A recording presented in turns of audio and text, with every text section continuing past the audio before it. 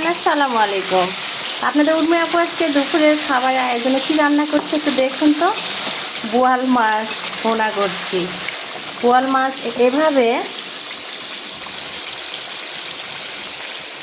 মাছ এভাবে রান্না করে খাওয়া কে কে পছন্দ করেন অবশ্যই কমেন্ট করে জানাবেন। এভাবে আসলে রান্না করলে অনেক মজা লাগে।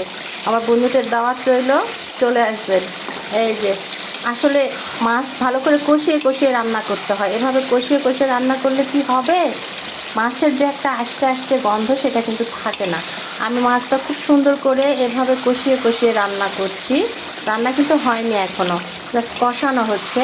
তারপরে একটু পানি দিব, দিয়ে একটু গায়ে গায়ে একটু ঝোল রেখে কষানো করছি। ভোনা ভোনা, অতিরিক্ত ঝোল রাখবো না, গায়ে গায়ে একটু ঝোল। তো এরকম খাবার কার কার পছন্দ অবশ্যই কমেন্ট করে জানাবেন। আর ভিডিওটি কে কোথায় থেকে দেখছেন অবশ্যই কমেন্ট করে জানাবেন।